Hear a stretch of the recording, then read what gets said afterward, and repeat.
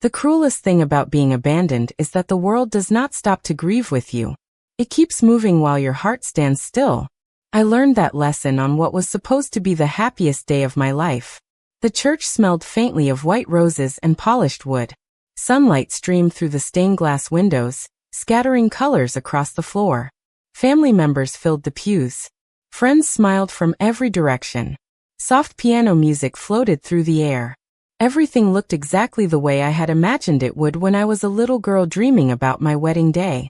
Everything except one thing. The groom never came. At first, nobody seemed worried. 10 minutes passed. Then 20. Then 30. Guests exchanged polite smiles and nervous whispers. My maid of honor checked her phone repeatedly. My mother tried to reassure me. The wedding coordinator disappeared and reappeared every few minutes with increasingly forced optimism. I stood in a private room behind the sanctuary, staring at my reflection in the mirror. The white dress. The carefully styled hair. The veil. I looked like a bride. I just did not feel like one anymore. My phone vibrated. For one brief second, hope surged through me. Maybe there had been an accident.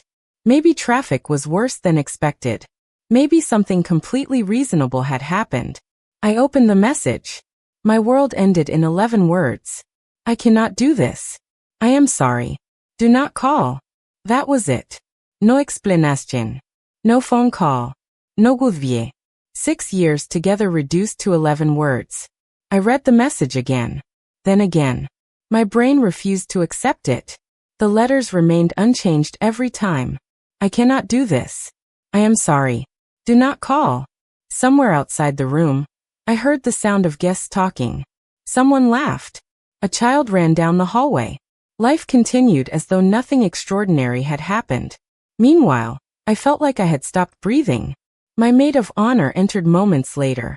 One look at my face told her everything. Emily, she whispered. I handed her the phone. She read the message.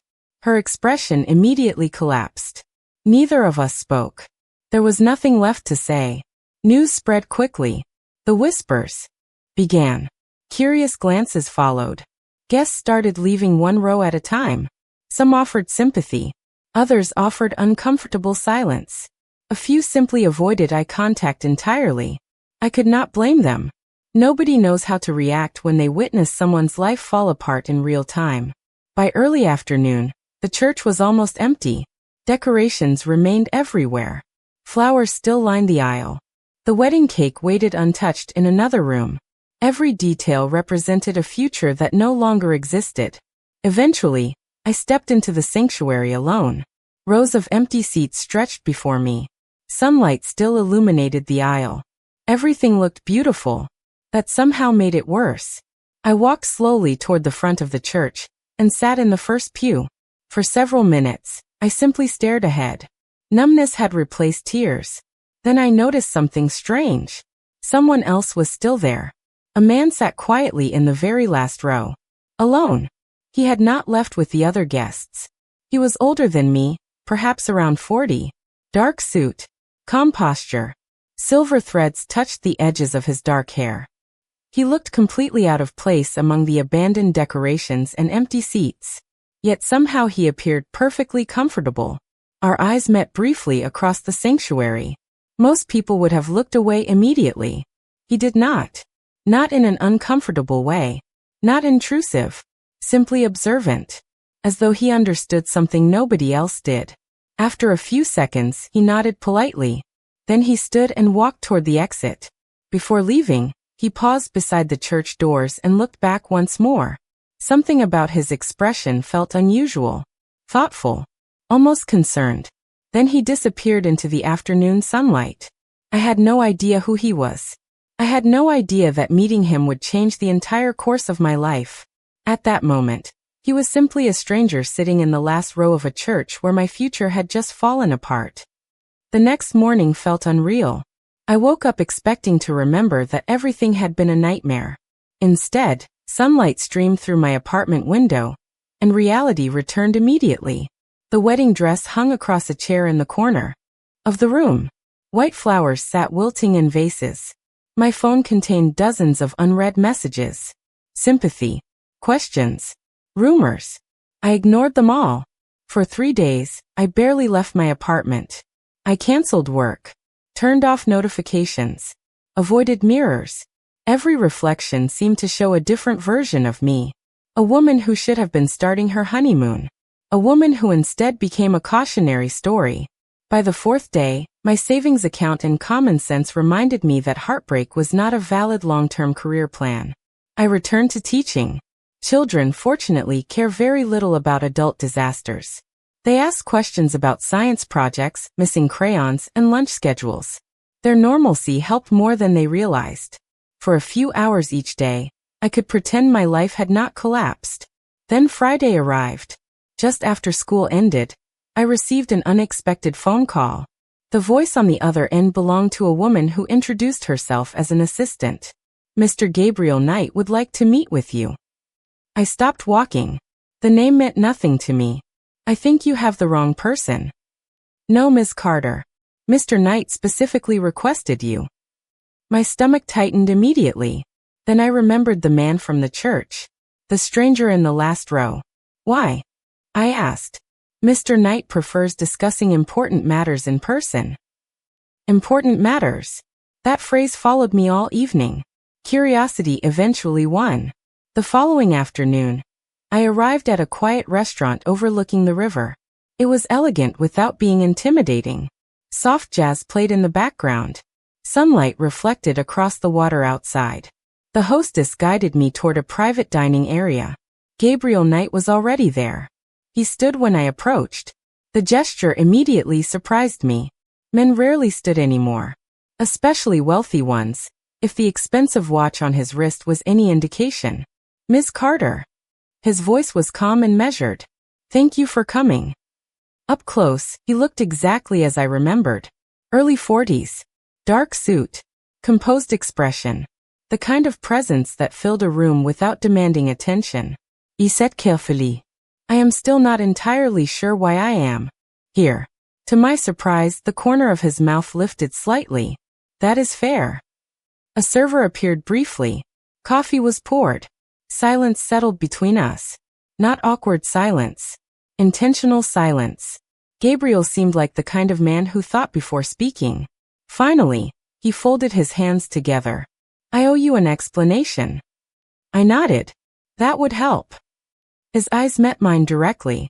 I attended your wedding because I was invited by your former fiancé's uncle. I blinked.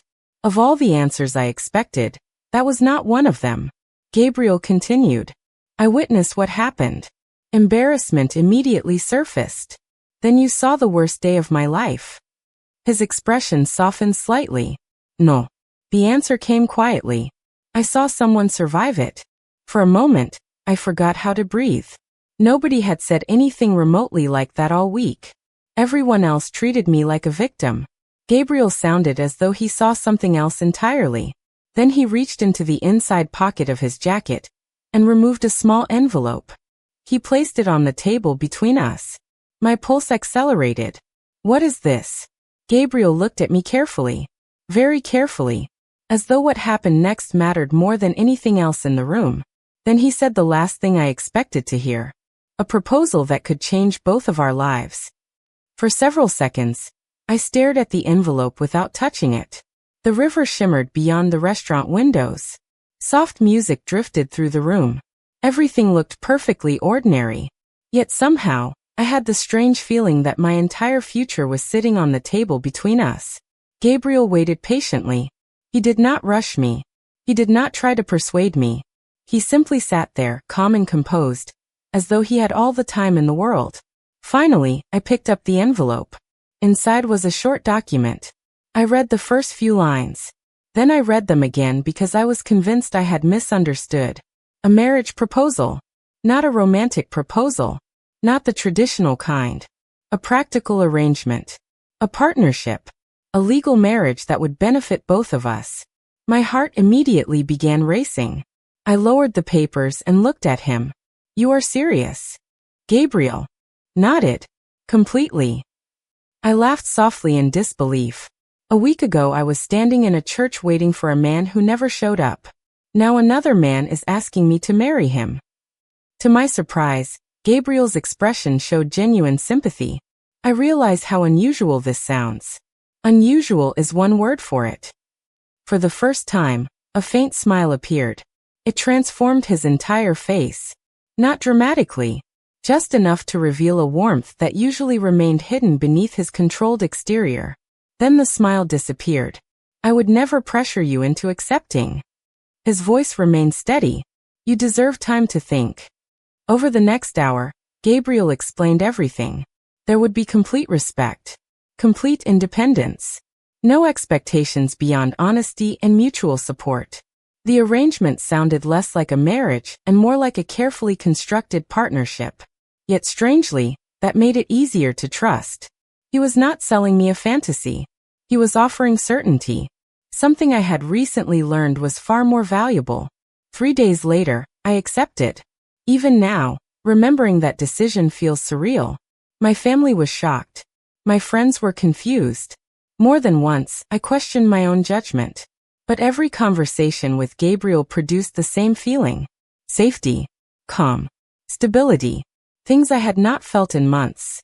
2 weeks later, we stood inside a small private chapel overlooking a lake. No hundreds of guests. No la verdad de queraschens. No imposible expectations. Just a handful of witnesses and a quiet ceremony. The simplicity felt comforting. Gabriel stood beside me wearing a dark suit. The sunlight reflected across the water outside the chapel windows. His expression remained calm, but I noticed something unusual when our eyes met. Relief. It vanished almost immediately, but I saw it. As though he had been carrying tension, he never allowed anyone else to see. The ceremony lasted less than 30 minutes. Then suddenly, everything was finished. I was married. Again. The realization should have terrified me. Instead, I felt unexpectedly peaceful. Later that afternoon, Gabriel drove us to what would become our new home. The property sat beyond a long tree-lined road. Outside the city. As the gates opened, I stared through the windshield in complete disbelief. The estate seemed endless. Elegant gardens. Stone pathways. Massive windows reflecting the afternoon sun. The place looked less like a home and more like something from a movie.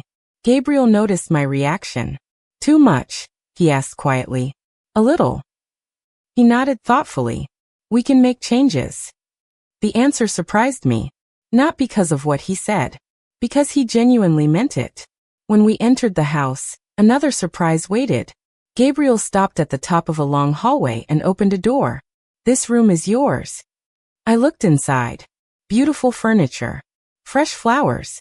Large windows overlooking the gardens. Then I noticed something else. Another bedroom sat directly across the hall. I turned toward him. And yours? Gabriel gestured toward the opposite room. Across from yours. I blinked. Separate bedrooms. Separate spaces. Separate expectations. Suddenly, I realized something important. Gabriel Knight had planned for my comfort before his own. And for the first time since our unusual journey began, I found myself wondering what kind of man would go to such extraordinary lengths for someone he barely knew. The first few weeks inside the estate felt strangely peaceful. That surprised me more than anything else. I expected awkwardness. I expected tension.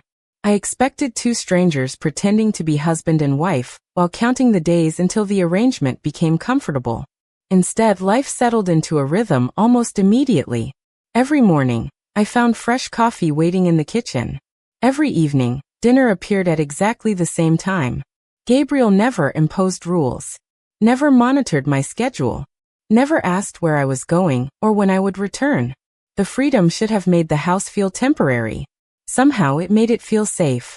One Monday afternoon, I returned from school carrying several folders filled with student projects. As I entered the kitchen, I stopped abruptly. A vase of yellow tulips sat in the center of the table. My favorite flowers.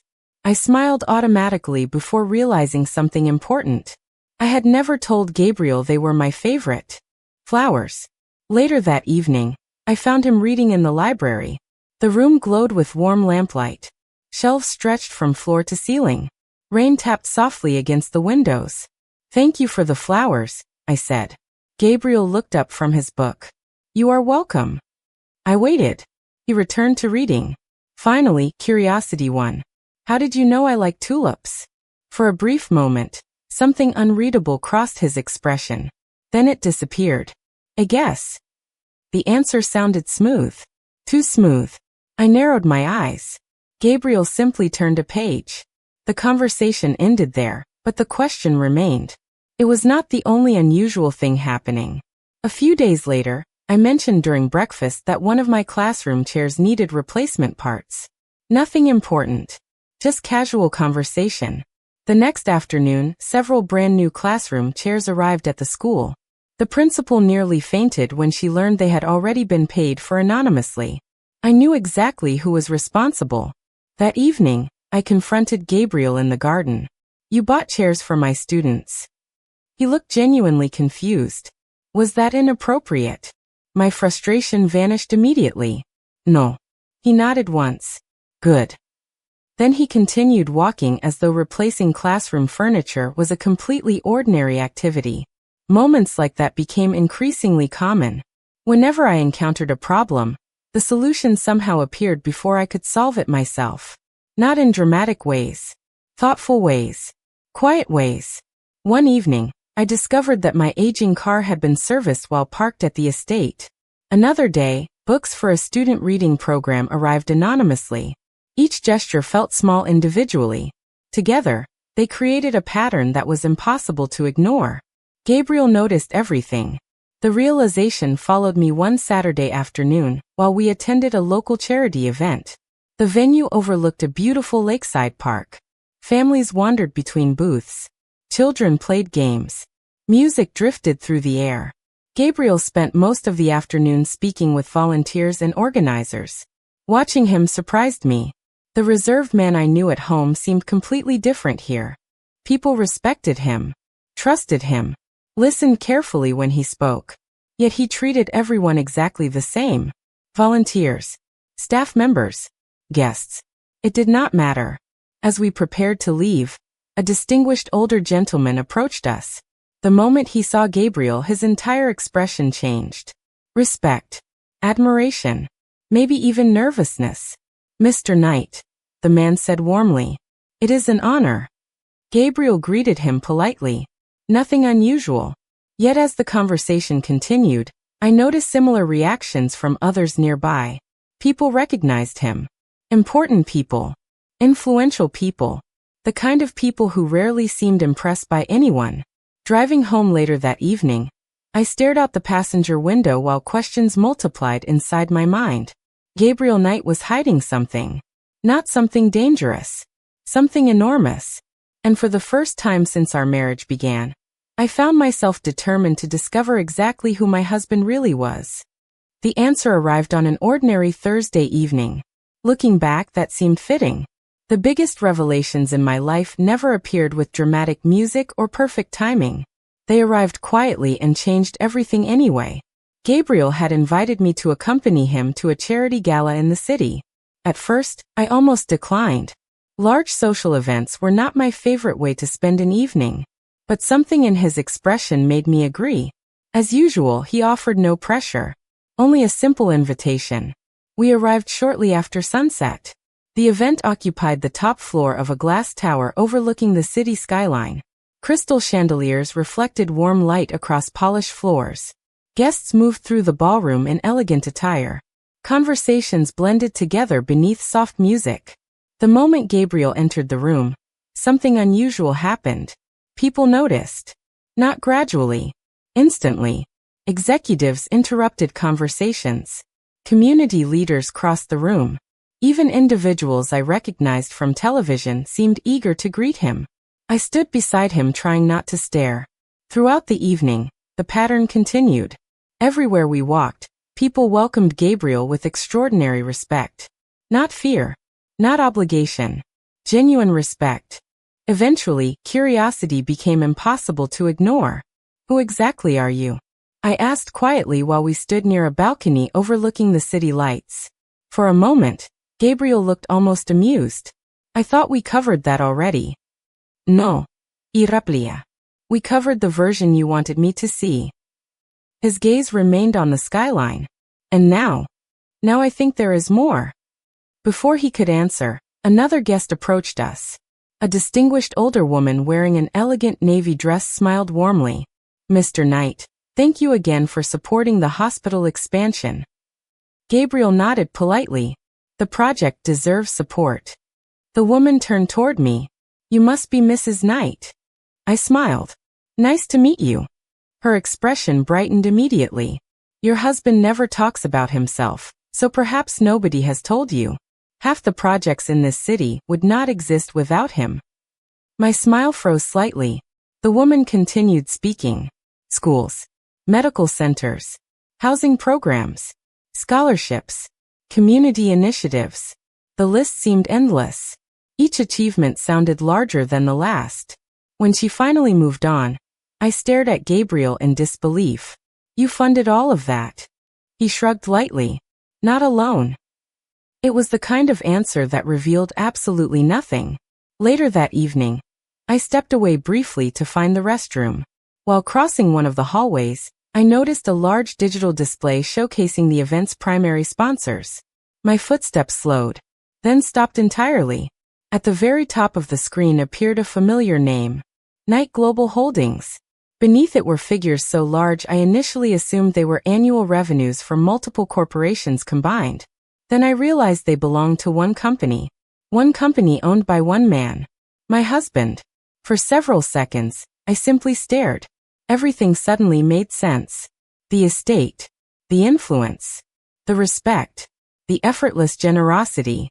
Gabriel was not merely successful. He was one of the wealthiest individuals in the country. The realization followed me back into the ballroom. Across the room, Gabriel stood speaking with several executives. Yet now I saw him differently. Not because his wealth changed who he was. Because it had never changed who he was. Despite everything he possessed, he remained the same man who remembered my favorite flowers, replaced classroom chairs, and made certain I felt comfortable inside a marriage neither of us expected. When his eyes found mine across the crowded room, concern immediately appeared on his face. He excused himself and walked toward me. Emily, he asked softly, are you all right? I looked at him for a long moment.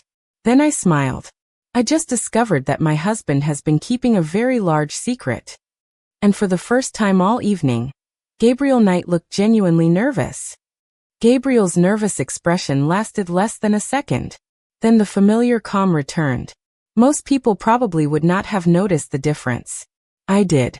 Somehow that made the discovery even more shocking. The man who controlled billion-dollar companies looked uncomfortable standing in front of his own wife. We left the gala shortly afterward. During the drive home, city lights drifted across the windshield in long streams of gold and silver. Neither of us spoke much. Not because the silence felt awkward. Because both of us seemed lost in thought. When we finally arrived at the estate, I followed Gabriel into the library. The room had become our unofficial meeting place whenever something important needed discussing. He loosened his tie slightly and sat near the fireplace. For the first time since I had known him, he seemed uncertain where to begin. You should have told me, I said gently. Gabriel nodded once. You are right. I studied him carefully. Why did you not? He stared at the flames for several moments before answering. Because I never wanted my wealth to become the most important thing about me. The honesty surprised me. Most people would not hide something like that. A faint smile appeared. Most people are probably smarter than I am. I laughed despite myself. Then the room grew quiet again. Eventually, Gabriel stood and crossed toward one of the large cabinets lining the wall. He opened a drawer and removed a thick folder. Without a word, he handed it to me. Curious, I opened it. The first page contained a photograph. Not a recent photograph. An old one. I stared at it for several seconds before recognition arrived. It was me, 7 years younger, standing beside a group of students during a community reading event. My heart skipped. I turned another page. Then another. Newspaper clippings. School newsletters. Charity event programs. Articles mentioning educational projects. Every page somehow connected to me. Confusion quickly replaced surprise. Gabriel. My voice barely worked. What is this? He remained standing across the room. The truth. I looked up slowly. The firelight reflected softly across his face. You knew who I was before the wedding. He nodded. Yes. The answer landed harder than I expected. I returned my attention to the folder. There were years of memories inside. Accomplishments I had forgotten. Events I barely remembered attending. Small moments from a life that seemed ordinary to everyone except him. Why? I whispered. Gabriel exhaled slowly. For the first time, I saw genuine vulnerability in his eyes. 7 years ago, I attended a literacy fundraiser. My pulse accelerated. You gave a speech. I searched my memory. Vaguely, I remembered the event. Hundreds of people. Countless conversations. Nothing remarkable. At least not to me. Gabriel continued. Everyone else talked about budgets, statistics, and publicity. His gaze never left mine. You talked about one child who finally learned to read. Emotion tightened my chest. I remember that student. A small smile appeared. I know. The room seemed impossibly quiet. Gabriel looked toward the folder in my hands. Most people spend their lives trying to impress others with power. His voice softened. You impressed me with kindness. My eyes immediately filled with tears. Not because of the words themselves. Because he meant every single one. 7 years. 7 years of remembering. 7 years of quietly paying attention. Suddenly the flowers made sense. The books. The chairs. The details. None of it had been accidental. Gabriel had never been learning who I was after our marriage. He already knew. And sitting there surrounded by years of carefully preserved memories, I realized something that changed. Everything. The stranger from the last row of that church had not entered my life by chance. For the next several days, I could not stop thinking about the folder. Everywhere I went, pieces of the truth followed me. While teaching, while walking through the gardens, while sitting across from Gabriel during dinner. 7 years. The number echoed endlessly in my mind. It was not obsession that unsettled me. It was patience. In a world where people wanted immediate results, Gabriel had expected nothing. He had simply admired someone from a distance and continued living his life. Somehow that felt far more powerful. One evening, I found myself sitting alone on the terrace overlooking the estate grounds. The sun had nearly disappeared behind the trees. Warm orange light stretched across the gardens. The air smelled faintly of freshly cut grass and blooming flowers. For the first time in months, I felt genuinely peaceful. Then my phone vibrated. The name on the screen instantly shattered that peace. Ryan. My former fiancé. I stared at the display in disbelief. Months had passed since the wedding disaster. Months without a single message. A single apology. A single explanation. And now suddenly he wanted contact. I ignored the call. Seconds later, a text message arrived. Emily, please talk to me. Another followed. I made a mistake. Then a third. I need to see you. I laughed softly. Not because anything was funny. Because the timing felt absurd. When I was broken, he disappeared. Now that my life was finally healing, he returned. I deleted the messages and placed the phone face down on the table. The next afternoon, things became more complicated.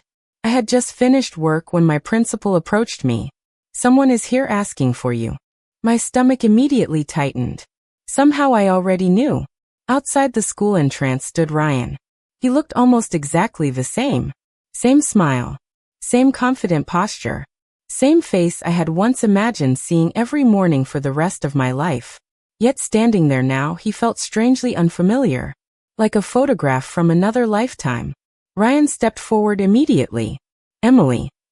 I remained still. What are you doing here? His expression shifted. Regret. Guilt. Desperation. Perhaps all three. Trying to fix the worst mistake I ever made. The words hung between us. Months ago, they would have destroyed me. Back then, I would have searched desperately for answers. For closure. For some explanation capable of repairing the damage. But something had changed. Or maybe someone had changed me. Ryan spoke for several minutes. Fear. doubt, panic. He offered countless reasons for abandoning our wedding day. Some sounded sincere. Others sounded rehearsed. Eventually, he stopped talking. Silence settled between us. Emily, he asked cautiously. Say something. I looked at him carefully. Not with anger. Not with hatred. Simply clarity. You know what surprises me? His eyebrows lifted. What? I folded my arms. You still think this conversation is about you? Confusion crossed his face. What does that mean? I smiled sadly. You left because you were afraid. You came back because you regret it. Every part of this story is still about what you want. Ryan opened his mouth, but found no response. For the first time, he truly seemed to understand. The woman standing in front of him was not the same woman he abandoned. I had survived that version of myself. Finally, Ryan lowered his gaze. Have you moved on? The answer arrived immediately. Not because I had rehearsed it. Because it was true. Yes. His shoulders fell slightly. Is it him? I thought about Gabriel. The flowers. The library. The years of quiet admiration. The countless small acts of kindness. Then I smiled. It is the life I found after you left. As I walked away, I felt unexpectedly light. Because some chapters do not end when the other person apologizes. They end when you realize you no longer need the apology at all. And for the first time, I understood that my heart was no longer looking backward. It was already moving toward something far more important.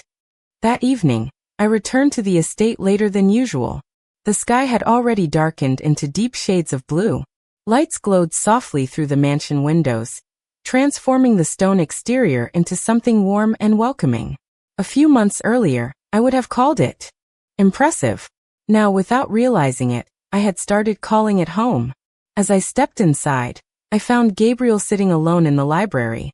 A fire burned quietly in the fireplace. An open book rested in his hands. The familiar scene immediately calmed me. Somehow, no matter what happened during the day, Gabriel always seemed to bring a sense of order back into the world. He looked up when I entered. You are late. His voice carried gentle concern rather than criticism. Everything all right? I closed the door behind me. I saw Ryan today. The effect was immediate. Gabriel remained perfectly still. Only the slight tightening of his jaw revealed any reaction at all. He carefully placed the book on the table. I see. The room fell silent. Most people would have demanded details, asked questions, made assumptions. Gabriel simply waited. Finally, I crossed the room and sat across from him. He wanted another chance. Gabriel nodded once. And I looked directly into his eyes. I said no. Something shifted in his expression. Relief. Quiet, unmistakable relief. It lasted only a second before disappearing. But I saw it. For some reason, that tiny reaction affected me more than anything Ryan had said. We talked for a while after that. Not about Ryan. About ordinary things. My students. A new literacy project. Plans for the weekend. Yet beneath every conversation, I felt an unspoken awareness growing between us. Later that night, I found myself unable to sleep. Rain tapped softly against the windows. The estate was silent. Eventually, I left my room and wandered downstairs. Light spilled from beneath the library door. Gabriel was still awake. Somehow, that did not surprise me. He sat near the fireplace reviewing documents. When he saw me, he immediately closed the folder in front of him. Could not sleep? He asked. I shook my head. Too much thinking. A faint smile appeared. That is usually dangerous. I laughed quietly and sat beside him. For several minutes, neither of us spoke. The silence felt comfortable. Familiar. Then Gabriel surprised me. Can I tell you something? I turned toward him. Of course. He stared into the fire for several moments before answering. The day I saw you in that church was not the hardest day of your life. Confusion crossed my face. What do you mean? His gaze lifted to meet mine. The hardest day was every day afterward. My heart tightened instantly. Gabriel continued carefully. The day after heartbreak. The day after disappointment. The day after everyone stops asking if you are okay. His voice remained calm, but emotion existed beneath every word. Those are the difficult days. I could barely speak. How do you know that? A small smile touched his face. Not happy, Seth. Understanding. Because I watched you survive them. The room seemed to disappear around us. Suddenly, I understood something that had been hidden in plain sight from the beginning. Gabriel had never admired me because I was perfect. He admired me because I kept moving forward when life gave me every reason to stop. Emotion filled my chest so quickly it almost hurt. Gabriel looked away first, as though revealing that much vulnerability felt dangerous. Then he spoke the words that changed everything. Emily, I did not choose you because I felt sorry for you. His eyes met mine again. I chose you because there has never been anyone else. In that moment, I realized my heart had already made its decision long before my mind finally caught up. 1 year later, I stood beneath strings of warm light stretched across the gardens of Hayes Estate. Spring flowers bloomed along the stone pathways. Soft music drifted through the evening air. Laughter echoed from nearby tables where teachers, students, community leaders, and families gathered together. The literacy foundation Gabriel and I had built over the past year was celebrating its largest fundraiser yet. Looking around, it was difficult to believe how much life could change in 12 months. A year earlier, I had been a woman sitting alone in a church, convinced her future had disappeared. Now I was surrounded by people whose lives had been touched by projects that began with simple ideas and impossible dreams. Sometimes healing arrives slowly. Then one day you look around and realize the pain no longer owns the story. I felt a familiar presence beside me. Before I even turned around. Gabriel. Somehow that still happened. His dark suit looked as perfect as always. His calm expression remained unchanged. Yet there was something different about him now. Lighter. Happier. The guarded distance he once carried had faded. In its place stood a man completely comfortable being loved. You disappeared, he said quietly. I smiled. I was watching everyone. His gaze moved across the gardens. Children laughed near the fountain. Teachers shared stories beneath glowing lanterns. Volunteers greeted arriving guests. A look of satisfaction crossed his face. They seem happy. They are. I glanced toward him. Because of you. Gabriel immediately shook his head. Because of us. The answer made me smile. It always did. Throughout the past year, that became his favorite correction. Not you. Not me. Us. Every success belonged to both of us. Every challenge belonged to both of us. Every dream belonged to both of us. The realization still felt extraordinary. We walked slowly through the gardens together. Guests greeted us along the way. Some thanked Gabriel for his generosity. Others thanked me for educational programs that had expanded across several communities. Every conversation reminded me how much good one person could accomplish. Every conversation reminded me how much more two people could accomplish together. Eventually, we reached the same terrace overlooking the gardens where we often escaped during events. The sunset painted gold across the horizon. For a few moments, neither of us spoke. Comfortable silence had become one of my favorite parts of our relationship. Then Gabriel surprised me. Do you regret it? I turned toward him. Regret what? His expression softened, saying yes. Emotion immediately tightened my throat. Not because I needed time to answer, because the answer had become so obvious. I reached for his hand. As always, his fingers intertwined with mine effortlessly. Naturally. Like they belonged there. Never, I said softly. The tension disappeared from his face. A small smile appeared. The real smile. The one very few people ever saw. Looking at him, I thought about the stranger in the last row of A. Church. The man who witnessed my worst day and quietly offered me a second chance at life. Neither of us could have predicted where that moment would lead. Yet somehow every difficult step brought us here. The sun slowly disappeared beyond the trees. Lights illuminated the gardens below. Guests continued celebrating. And standing beside Gabriel Knight, I finally understood the difference between the love I once chased and the love I found.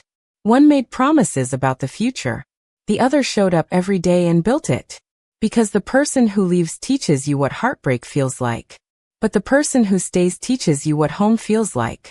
And beside the man who never stopped choosing me, I knew I had finally found both.